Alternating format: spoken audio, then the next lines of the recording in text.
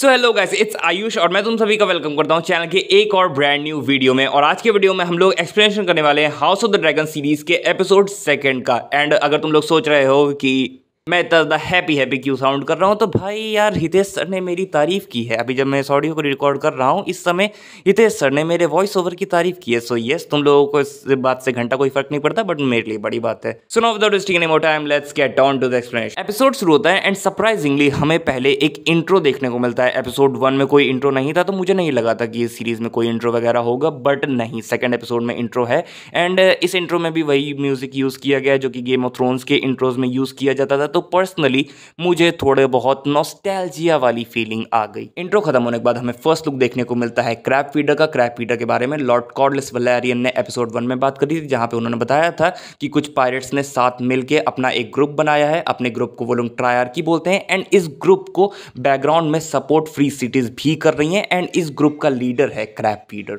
And personally ये first appearance बहुत ही ज़्यादा तगड़ा था। इसके बाद सीन शिफ्ट होकर स्मॉल काउंसिल की तरफ चला जाता है, जहाँ पे हम देखते हैं कि वो लोग सर रायम रेडविन की मौत का शोक मना रहे होते हैं। सर रायम रेडविन किंग्स गार्ड के मेंबर थे किंग जहारिस के समय से, और वो पीसफुली अपनी मौत मरे हैं। उनको रिप्लेस करने के लिए कुछ कैंडिडेट्स को चुना गया है। सारे कैंडिडेट्स ने अपने ट्रायल्स पास कर लिए हैं एंड बस अब मतलब कि चूज करना बाकी है कि कौन सर रायन को किंग्स गार्ड में रिप्लेस करेगा। ये सारी बातें चली रही होती हैं, पर तभी हम देखते हैं कि लॉर्ड कॉर्डलिस वैलेरियन बहुत ज्यादा गुस्से में चेंबर के अंदर एंटर करते हैं एंड पूरी स्मॉल काउंसिल को बताते हैं कि अब तो क्रैब फीडर ने हमारी 4 शिप्स को डिस्ट्रॉय कर दिया, जिसमें से एक शिप लॉर्ड कॉर्डलिस वैलेरियन की भी थी। और यार मतलब अब तो ट्रायर्की हम लोगों को खुल्लम खुल्ला चैलेंज कर रही है, अब तो कुछ करो। जिसके रिप्लाई में ऑटो कॉर्डलिस वैलेरियन को बोलता है कि आप चिंता मत कीजिए, आपकी जो शिप्स डिस्ट्रॉय हुई हैं उनके आपको पैसे दिए जाएंगे और जितने लोग मरे हैं उनकी फैमिलीज को भी कंपनसेशन दिया जाएगा। बट कॉर्डलिस वैलेरियन रिप्लाई करते हैं कि नहीं, मुझे कंपनसेशन नहीं चाहिए, मुझे रिवेंज चाहिए, मतलब कि मुझे चाहिए कि तुम लोग कुछ एक्शन लो इस मैटर पे। तो फिर इस बात पे किंग वसेरिस रिप्लाई करते हुए बोलते हैं कि आयरन थ्रोन कभी भी फ्री सिटीज ऑफ एसोस के साथ डायरेक्ट वॉर में इन्वॉल्व नहीं हो सकता, क्योंकि अगर हुए तो लॉसेस बहुत ही ज्यादा होंगे।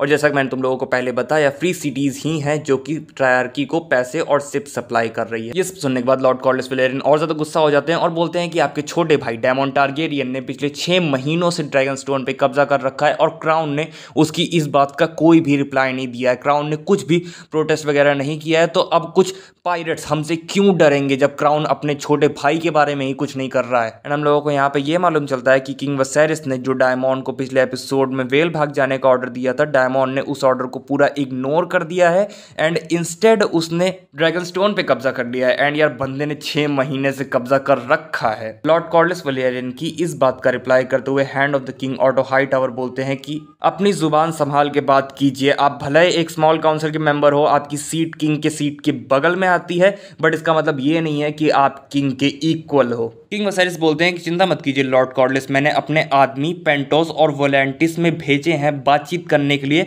और ड्रैगन स्टोन सही हो जाएगा, रिस्टोर हो जाएगा, बट थोड़ा समय देना पड़ेगा। तभी रेनेरा बोलती है कि समय क्यों देना फादर, हम लोग अपनी ताकत दिखाते हैं, आपके पास ड्रैगन राइडर्स है, हमें भेजिए, हम लोग पूरा मैटर सेटल करेंगे। तभी ऑटो हाईटावर किंग को इशारा करते हुए बोलते हैं कि शायद प्रिंसेस रेनेरा को इस मीटिंग में नहीं होना चाहिए एंड बाहर जाके एक नए किंग्स गार्ड का सिलेक्शन करना चाहिए। आगे हम देखते हैं प्रिंसेस रेनेरा नए किंग्स गार्ड का सिलेक्शन कर रही होती है। यहाँ पे बहुत ही पावरफुल और फेमस हाउसेस से एप्लीकेंट्स आए हुए होते हैं, but still Rhaenyra most of them को रिजेक्ट कर देती है, क्योंकि रेनेरा को यहाँ पे कोई ऐसा नहीं चाहिए जो कि टूर्नामेंट्स में लड़ता है, बल्कि ऐसा चाहिए जिसके पास एक्चुअल में बैटल का एक्सपीरियंस हो। तो इसलिए रेनेरा क्रिस्टियन कोल को as a new Kingsguard select करती है। ऑटो हाईटावर को रेनेरा का ये डिसीजन पसंद नहीं आता, बट रेनेरा को उससे घंटा फर्क नहीं पड़ता। इसके बाद सीन शिफ्ट होकर किंग वसेरिस और एलिसेंट के ऊपर चला जाता है, जहाँ पे वो लोग अपने बीच का बॉन्ड और तगड़ा कर रहे होते हैं, अपने बीच का रिलेशनशिप और बढ़ा रहे होते हैं। और यार मतलब कि एलिसेंट 14-15 साल की छोटी बच्ची है, क्या क्या चीजें दिखा रहे हैं, कलयुग आ गया है। किंग वसेरिस एलिसेंट को बताते हैं कि वैलेरिया के पास ओवर 1000 ड्रैगन्स थे, शिप्स तो इतने सारे थे कि भाई पूरे समुंदर को घेर दे। उनकी कन्वर्सेशन के बीच में किंग वसेरिस से एक ड्रैगन का स्टैचू नीचे गिर जाता है। आगे हम लोगों को यहाँ पे यह भी मालूम चलता है कि 6 महीने से ऐसे ही किंग वसेरिस एंड एलिसेंट मिलजुल रहे हैं, बातचीत कर रहे हैं, और 6 महीने से जब से रेनेरा की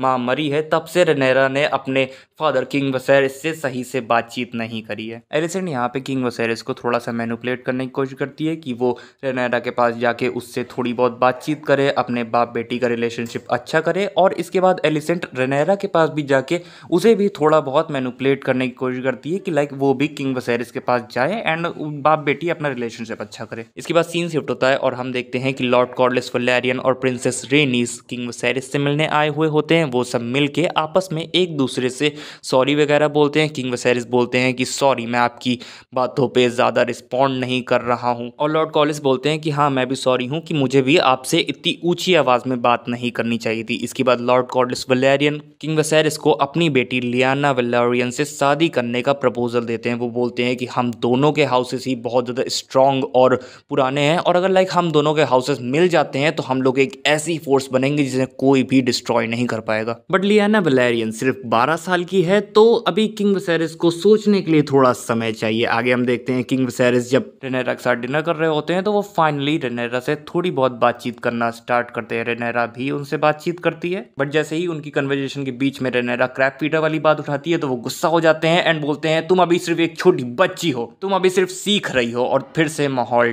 टेंस हो जाता है। नेक्स्ट सीन में हम देखते हैं कि पिछले एपिसोड में किंग वसेरिस को आयरन थ्रोन की वजह से जो कट लगा हुआ होता है उस पे भी इन्फेक्शन हो गया है, एंड यहाँ पे उस इन्फेक्शन को क्योर बहुत ही घिनौने तरीके से किया जा रहा है। आगे किंग वसेरिस ऑटो हाई टावर और मेस्टर को बताते हैं कि लॉर्ड कॉर्लिस वैलेरियन ने मुझे अपनी बेटी से शादी करने का मैरिज प्रपोजल दिया है। ऑटो हाई टावर इस बात को सुन के खुश नहीं होते हैं, बट जब मेस्टर बोलते हैं कि नहीं ये एक बहुत ही अच्छा मैरिज प्रपोजल है, आपको शादी कर लेनी चाहिए, आप दोनों के हाउसेस बहुत स्ट्रांग है, और अगर आप दोनों के हाउसेस कंबाइन हो जाते हैं तो आप दोनों एक बहुत ही तगड़ी ताकत बनोगे।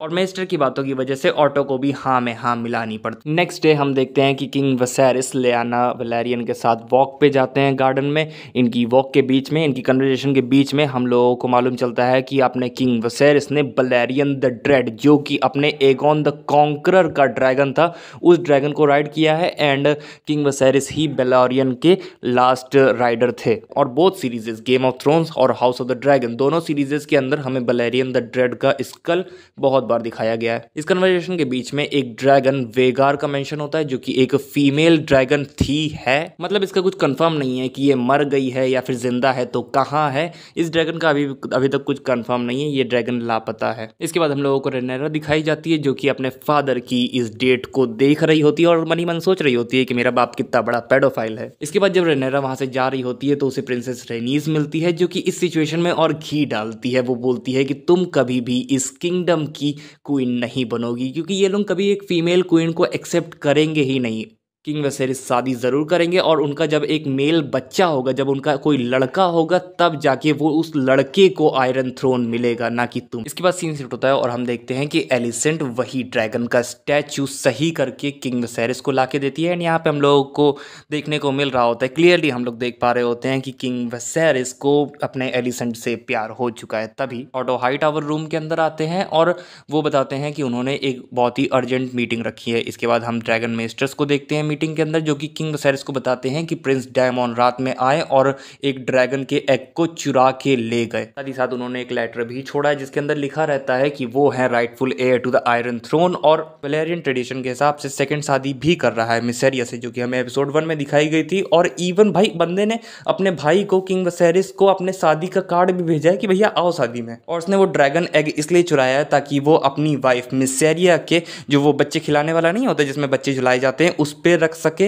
क्योंकि मतलब कि टारगेरियन फैमिली में ऐसा रिवाज है कि अगर आप ड्रैगन एग रखते हो जिसमें बच्चा खिलाया जाता है तो बच्चे का और उस ड्रैगन का बॉन्ड अच्छा बनता है। और बात यहाँ पे ये हो जाती है कि डायमॉन ने जिस एग को चुराया है उस एग का नाम है ड्रीम फायर, और इसी एग को पिछले एपिसोड में किंग के लड़के, जो मतलब पिछले एपिसोड में किंग का लड़का नहीं हो गया था, उसके लिए यूज किया गया था। आई होप मैंने ये चीज़ सही से एक्सप्लेन करी हो। आगे हम देखते हैं किंग वसेरिस इस चीज़ से बहुत ज़्यादा गुस्सा हो जाते हैं और वो अपनी आर्मी के के साथ डायमंड के पास जाने के लिए एकदम पूरा रेडी हो जाते हैं, पर तभी hand of the king auto Hightower उन्हें रोक लेते हैं और बोलते हैं कि नहीं, मुझे जाने दीजिए, क्योंकि ऑटो हाईटावर यहाँ पे इस मैटर को बातचीत करके सेटल करने की कोशिश करना चाह रहा होता है। आगे हम देखते हैं ऑटो हाईटावर डायमंड के सामने आ जाते हैं। ऑटो हाईटावर के साथ Lord commander of Kings guard sir Harold और क्रिस्टियन कोल भी आए हुए होते हैं। पहले तो डायमंड क्रिस्टियन कोल की थोड़ी सी बेइज्जती और डिसरिस्पेक्ट करने की कोशिश करता है, बट क्रिस्टियन कोल रिप्लाई करते हुए बोलते हैं कि अरे तुम ही तो वो हो जिसे हमने लास्ट एपिसोड में हराया था, और डायमंड का मुंह बंद हो जाता है। ऑटो डायमंड को धमकी देता है कि मुझे एग वापस कर दो, तो डायमंड रिस्पॉन्ड में ऑटो की तरफ अपनी तलवार पॉइंट कर लेता है, तो ऑटो के आदमी भी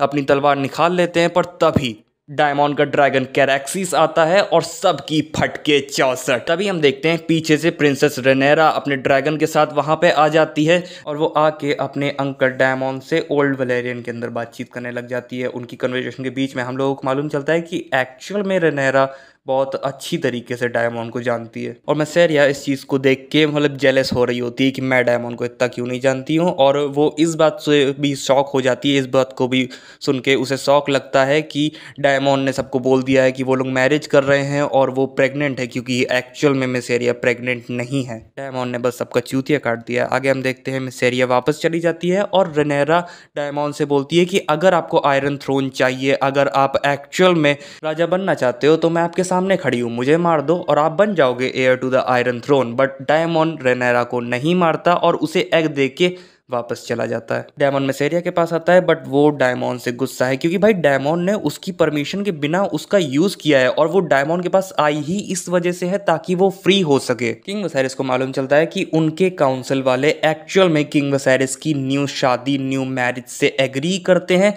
पर तभी न्यूज़ आती है कि प्रिंसेस रेनेरा ड्रैगन स्टोन से वापस आ गई है। किंग इस बात को सुन के बहुत ज़्यादा कंफ्यूज हो जाता है कि ये ड्रैगन स्टोन से वापस कब आई, जब मैंने इसे भेजा ही नहीं है ड्रैगन स्टोन। इसके बाद किंग वसेरिस प्रिंसेस रेनेरा के पास आके उन्हें बहुत ज़्यादा डांटते हैं कि तुझे बिना परमिशन के नहीं जाना चाहिए था, अगर तुम्हें कुछ हो जाता तो। बातों ही बातों में किंग वसेरिस रेनेरा को अपनी नई शादी के लिए भी मना लेते हैं कि लाइक कभी ना कभी तो उनको नई शादी करनी ही पड़ेगी, एंड एक्चुअल में रेनेरा इस बात से एग्री कर जाती है। अगले दिन किंग वसेरिस स्मॉल काउंसिल में अपनी न्यू मैरिज की अनाउंसमेंट कर देते हैं, बट सरप्राइजिंगली, मतलब मेरे लिए तो सरप्राइज नहीं, बट स्मॉल काउंसिल के मेंबर्स के लिए ये चीज जरूर एज अ सरप्राइज आई, क्योंकि किंग वसेरिस अपनी नई शादी एलिसेंट हाई टावर से कर रहे हैं, ना कि लाइना वलेरियन से। लॉर्ड कॉर्लिस वलेरियन इस बात को सुन के गुस्सा हो जाते हैं और रूम को लीव करके चले जाते हैं। रेनेरा भी सेम करती है, क्योंकि भाई अब मतलब कि उसकी बेस्ट फ्रेंड उसकी स्टेप मॉम बनेगी, ये चीज़ मतलब कि ऑब्वियसली वियर्ड हो गई, इस वजह से रेनेरा भी रूम को लीव करके चली जाती है। इसके बाद सीन शिफ्ट होता है और हम देखते हैं कि लॉर्ड कॉर्लिस वलेरियन ने अपने घर पे डायमंड टारगेरियन को इनवाइट किया है। डायमंड टारगेरियन को वो एक अलायंस ऑफर करते हैं और बोलते हैं कि हम दोनों